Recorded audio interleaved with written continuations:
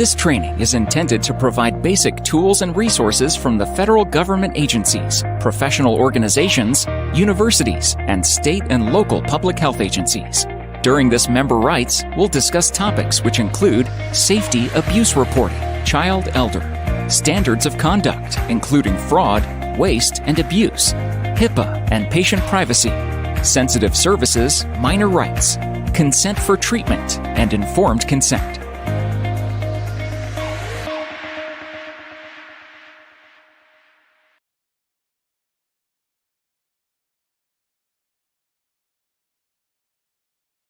Safety abuse reporting, child-elder. In regards to child abuse or elderly abuse in the state of California, we are all mandated reporters, which means we are obligated to report abuse anytime you reasonably suspect someone is a victim.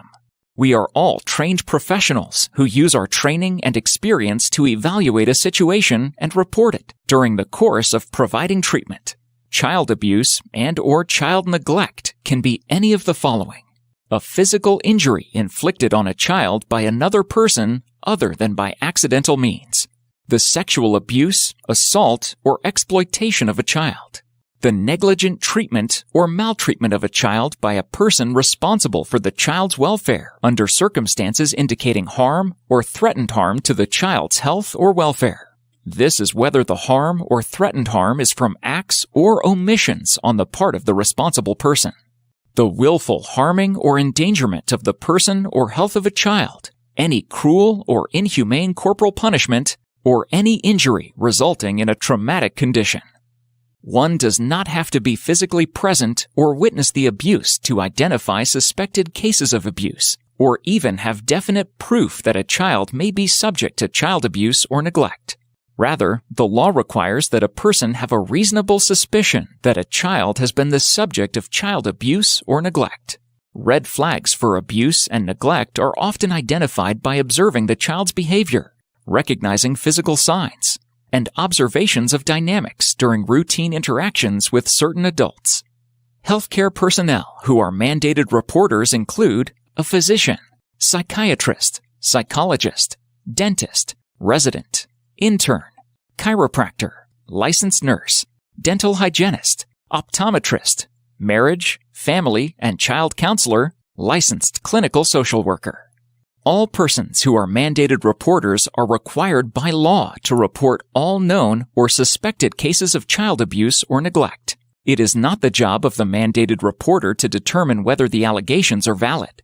If child abuse or neglect is reasonably suspected, or if a pupil shares information with a mandated reporter, leading him or her to believe abuse or neglect has taken place, the report must be made. Mandated reporters are required to give their names when making a report. However, the reporter's identity is kept confidential. Reports of suspected child abuse are also confidential. Mandated reporters have immunity from state, criminal, or civil liability for reporting as required. Community members have an important role in protecting children from abuse and neglect. While not mandated by law to do so, if child abuse or neglect is suspected, a report should be filed with qualified and experienced agencies that will investigate the situation. To make a report, an employee must contact an appropriate local law enforcement or county child welfare agency listed in the emergency telephone numbers list. The report should be made immediately over the telephone and should be followed up in writing.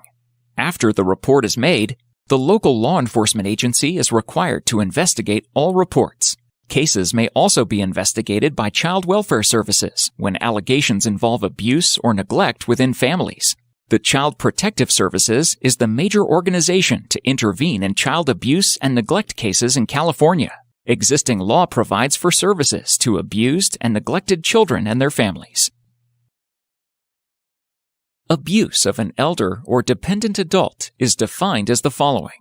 Physical abuse includes sexual abuse, neglect, financial abuse, abandonment, isolation, abduction, deprivation of goods or services that are necessary to avoid physical harm or mental suffering. Again, as a mandated reporter, you are required to report if you witness an incident, receive information or evidence, whether visual or audible, or an elder or dependent adult discloses an incident that appears to constitute abuse. How to report elder abuse. Report the known or suspected instance of abuse by telephone or through a confidential internet reporting tool immediately or as soon as practically possible. If reported by telephone, a written report shall be sent, or an internet report shall be made through the confidential internet reporting tool within 2 working days. If the suspected abuse results in serious bodily injury, a telephone report shall be made to the local law enforcement agency immediately, but also no later than within 2 hours. You may use Form SOC 341 with a report of suspected dependent adult elder abuse and instructions.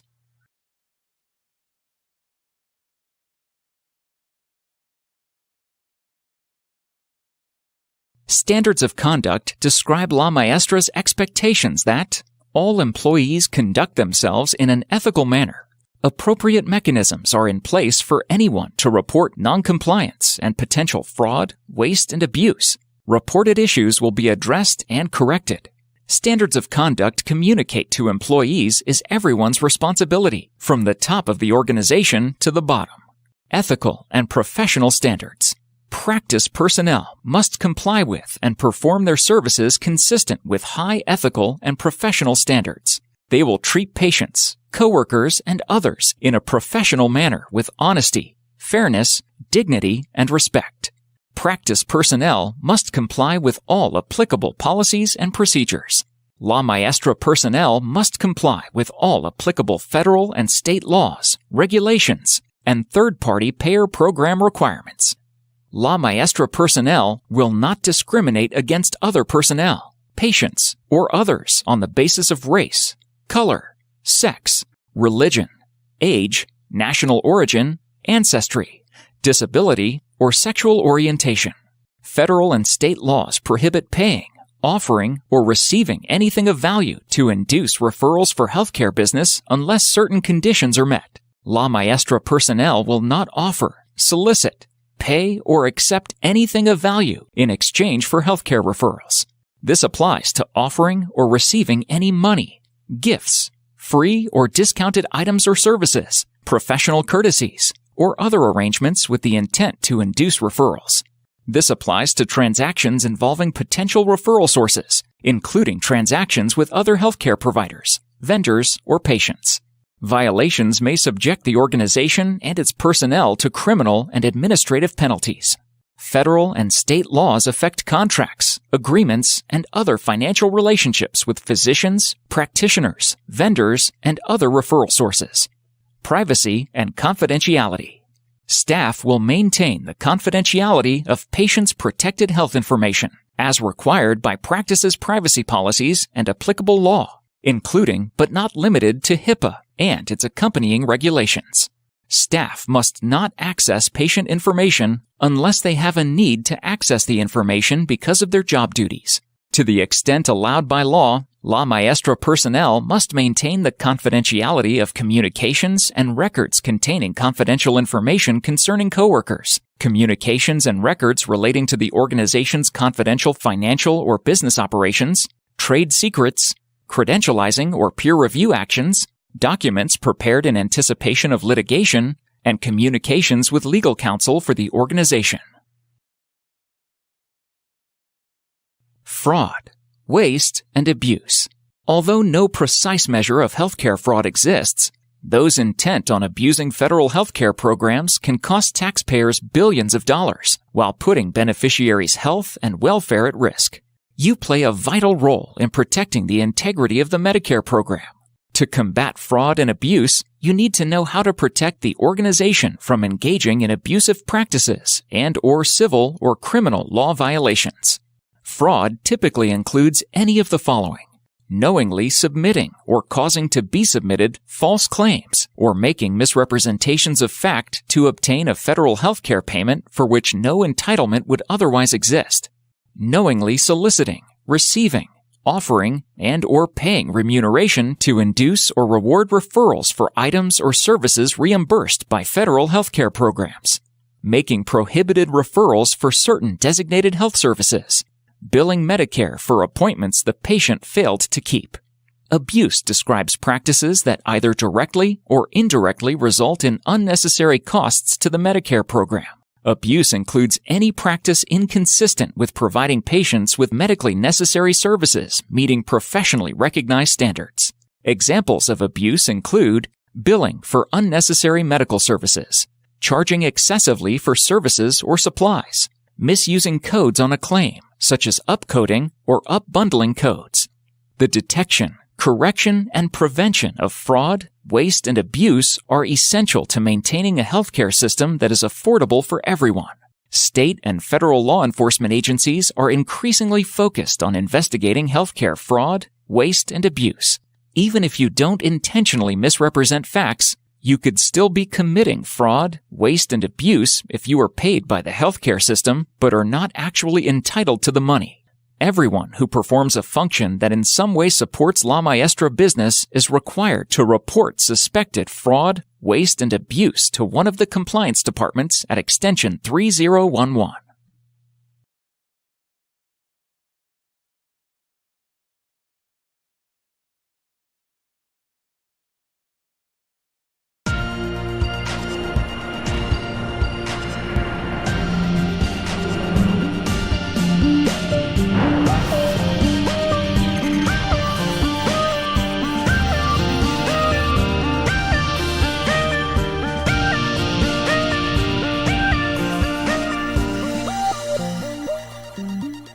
As you know, HIPAA is everyone's business, from the medical staff to business associates, and for good reason. It protects our fundamental rights to privacy and confidentiality, patients and public alike. Since first enacted in 1996, HIPAA standards have been enhanced and strengthened. The HITECH Act and Genetic Information Non-Discrimination Act, or GINA, ensured HIPAA standards gave the public increased protection and control of sensitive personal health information. The HIPAA Omnibus Rule, issued by the HHS, Department of Health and Human Services, incorporates the requirements of each one of these rules. HIPAA privacy and security, as well as the added safeguards mandated by HITECH and GINA, into one final rule. And it strengthens the ability of HHS to vigorously enforce HIPAA regulations. If you're a healthcare provider, health plan, or a healthcare clearinghouse that transmits health information in electronic form, a so-called covered entity, or a business associate or subcontractor, non-healthcare covered entity, you need to comply. In this program, we'll walk through the requirements of the Omnibus Rule, including final privacy and security rules and the breach notification and enforcement rules set forth in the HITECH Act.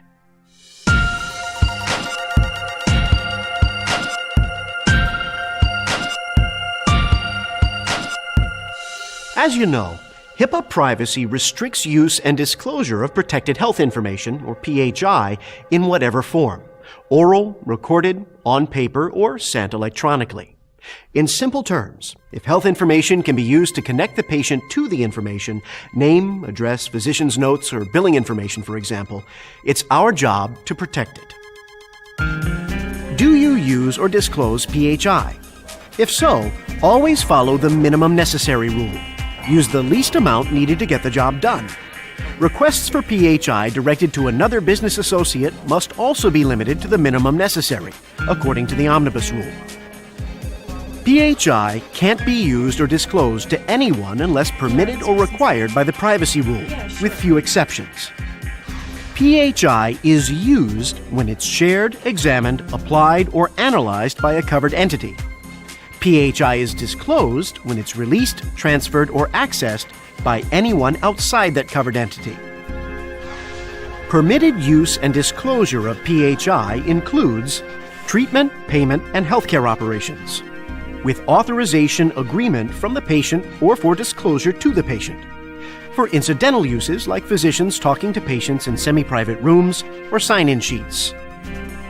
Use and disclosure of PHI is required when requested or authorized by the patient or when required by the HHS.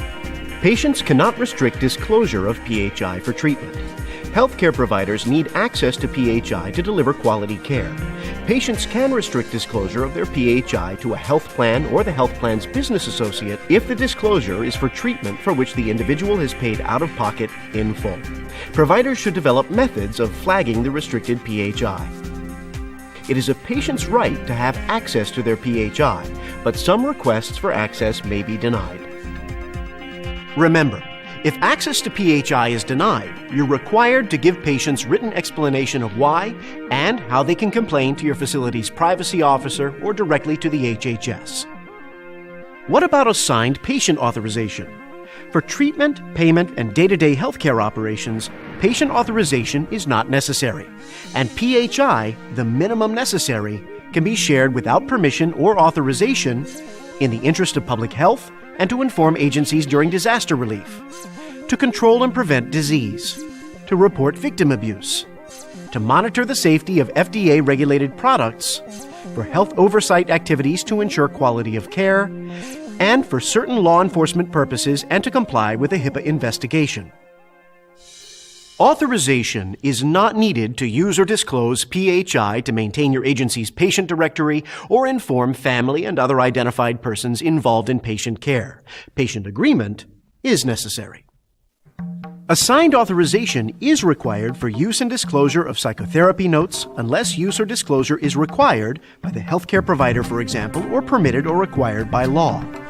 The Omnibus Rule also sets new limits on how information is used and disclosed for marketing and fundraising. Marketing is any communication about a product or service that encourages patients to use or purchase the product or gives or sells PHI to a third party for marketing. Marketing or sale of PHI without patient authorization is now prohibited. Authorization forms for marketing purposes must describe the intended use and disclosure of the person's PHI and the right to revoke authorization at any time. Exceptions to marketing authorization requirements include face-to-face communications, communications that do not promote a product or service, communications to inform patients about government-sponsored programs like Medicare, refill reminders and communications about a drug or biologic currently prescribed to the patient. The Omnibus Rule also expands the amount of PHI available to fundraisers, but communications must include a simple method, a toll-free number or email address, for example, so patients can opt out of future communications. HIPAA grants patients certain rights over their PHI. Patients have the right to receive a Notice of Privacy Practices outlining use and disclosure of their PHI. The Notice of Privacy Practices is provided on the first date of service delivery or as soon as possible after an emergency. Have PHI communicated to them by alternate means and at alternate locations to protect confidentiality. Designate a third party as the recipient of their ePHI. Inspect, correct, and request an amendment to their PHI. View or request copies of PHI and request copies of his or her electronic medical record in an electronic form. Request an accounting of disclosures for up to 6 years prior to the request. Receive information on contact persons to call with complaints and privacy concerns. If the patient is incapable of exercising their rights, a designated personal representative can exercise those rights, including inspecting patient's PHI.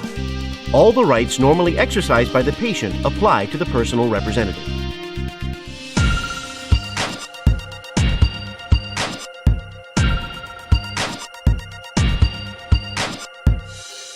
As you know, HIPAA security safeguards ePHI, protected health information in electronic form. In simple terms, it protects the confidentiality and the integrity of ePHI, meaning once electronic health information is created, it can't be tampered with.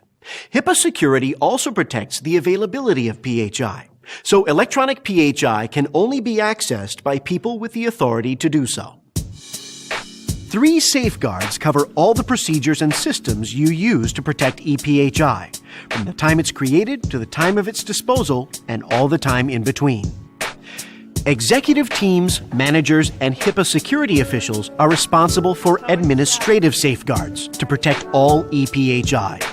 Rules on workplace security are included, such as who can access EPHI and who cannot, and who has limited access, such as business associates and subcontractors. Systems are created to detect, correct, and prevent security breaches. Security incident policies outline how to respond to security breaches. Contingency plans protect EPHI during emergencies and natural disasters and create off-site backup systems that can be retrieved quickly. Ongoing audits and evaluations make sure your facility is in compliance and stays that way.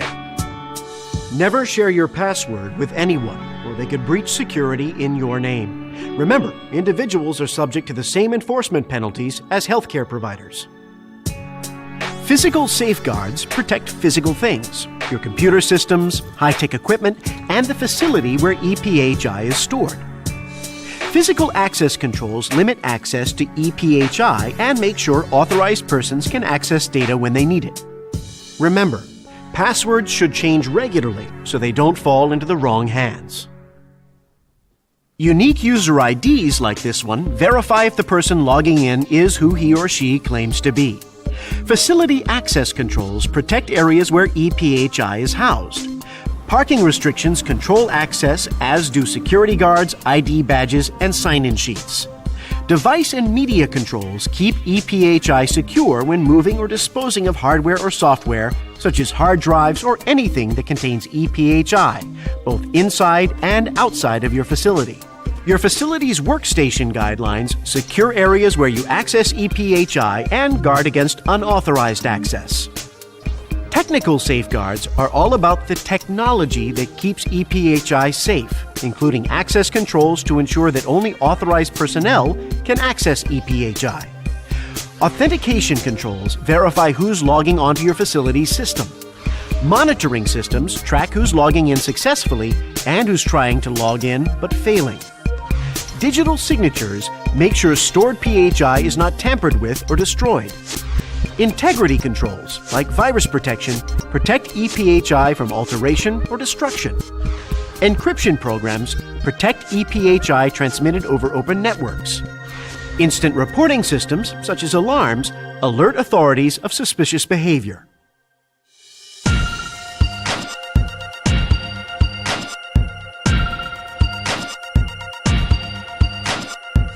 As you know, the Omnibus Rules strengthen the requirements of the high-tech breach notification and enforcement rules. Unless an exception applies, an impermissible access, acquisition, use, or disclosure of PHI is presumed to be a breach, unless the covered entity or business associate demonstrates that there's a low probability that the PHI has been compromised. To determine whether there's a low probability, the covered entity or business associate must conduct a risk assessment. Your employer must consider the following factors to decide if a breach should be reported. Did the information include patient identifiers? Who may have had unauthorized access to the exposed data? Was data inappropriately viewed? And was the risk resolved quickly? Patients must be notified when their PHI has been compromised due to a breach, including unauthorized use or disclosure of PHI inside your facility and outside. Notification must happen within 60 days of the breach. All breaches must be reported to the Secretary of HHS. The media must also be notified of breaches affecting 500 or more people. Penalties for violations and noncompliance can be significant, with a maximum penalty of $1.5 million per violation. Penalties apply to violations by covered entities and business associates and their subcontractors. Individuals, covered entities, and business associates are subject to the same tiers of increasing civil monetary penalties depending on level of intent and neglect. The Omnibus Rule also expands the definition of business associates to anyone who creates, receives, maintains, or transmits PHI on behalf of a covered entity, including a business associate's subcontractors. All are directly liable for breaches, as well as individuals responsible for a violation or noncompliance. Reasonable lack of knowledge of a violation is no longer a legitimate defense. A state's attorney general can also bring civil actions against an individual on behalf of patients adversely affected by violations of the Omnibus Rule. Ongoing audits and evaluations make sure your facility is in compliance at all times. Under the Omnibus Rule, business associates and subcontractors are also potential audit subjects, as well as covered entities. If an audit report indicates a serious compliance issue, HHS may initiate a further compliance review. Compliance reviews may also be sparked by breach notifications and third-party complaints. Most HIPAA compliance reviews have focused on the failure of covered entities to adequately monitor employees' handling of PHI. Improper use and disclosure of PHI and ePHI, improper use of personal health records, and thefts of PHI have resulted in large sums of money paid by covered entities. It's your job to do your part to make sure this does not happen in your facility.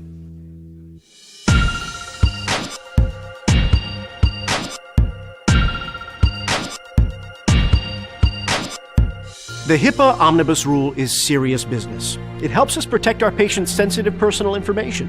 It also protects everyone's fundamental right to privacy and security. Do your part to comply. Make sure you understand the HIPAA Omnibus Rule, which includes HIPAA privacy, security, and breach notification and enforcement rules. Protect your patient's personal health information and encourage others to do the same.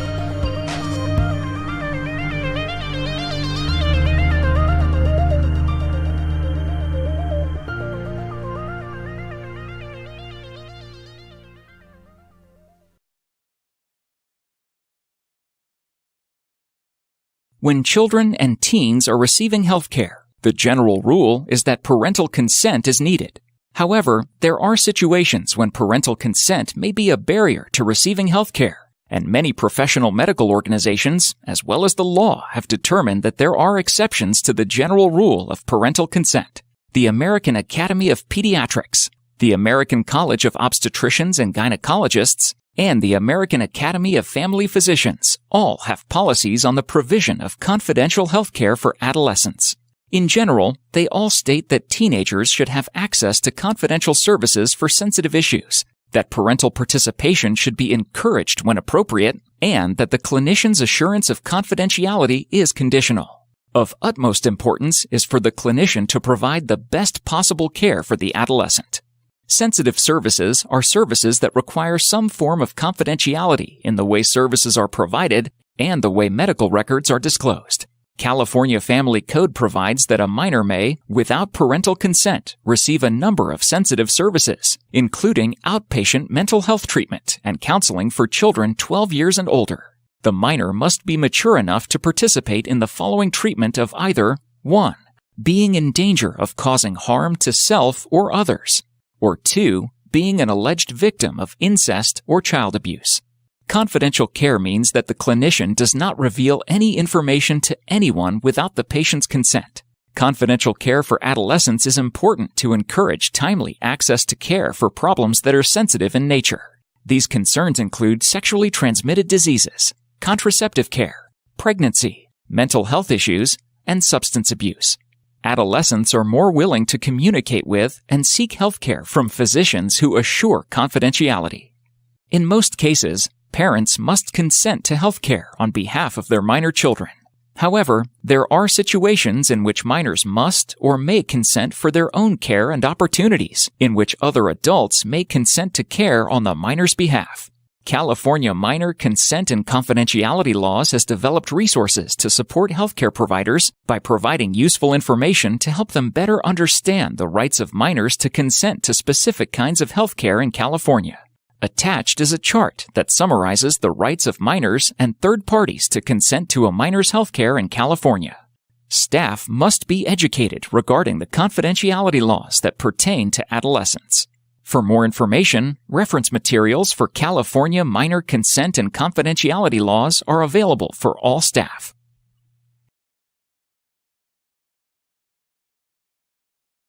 Informed consent to medical treatment is fundamental, where patients have the right to receive information and ask questions about recommended treatments so that they can make well-considered decisions about care. Successful communication in the patient-provider relationship builds trust and supports shared decision-making. The process of informed consent happens when communication between a patient and physician results in the patient's authorization or agreement to undergo a specific medical treatment. In seeking a patient's informed consent, providers should A. Assess the patient's ability to understand relevant medical information and the implications of treatment alternatives, and to make an independent, voluntary decision. B. Present relevant information accurately and sensitively, in keeping with the patient's preferences for receiving medical information. The provider should include information about 1. The diagnosis, 2. The nature and purpose of recommended interventions, 3. The burdens, risks, and expected benefits of all options, including foregoing treatment. C. Document the informed consent conversation and the patient's decision in the medical record. When the patient has provided specific written consent, the consent form must be included in the record. In emergencies, when a decision must be made urgently, the patient is not able to participate in decision-making, and the patient's surrogate is not available, providers may initiate treatment without prior informed consent. In such situations, the provider should inform the patient at the earliest opportunity and obtain consent for ongoing treatment in keeping with these guidelines. Once the patient is asked to sign the consent form, the form is a legal document that lets your provider proceed with the treatment plan. Consent is given voluntarily, without coercion, and may be withdrawn. The patient is competent and able to understand the nature and consequences of the proposed treatment or procedure.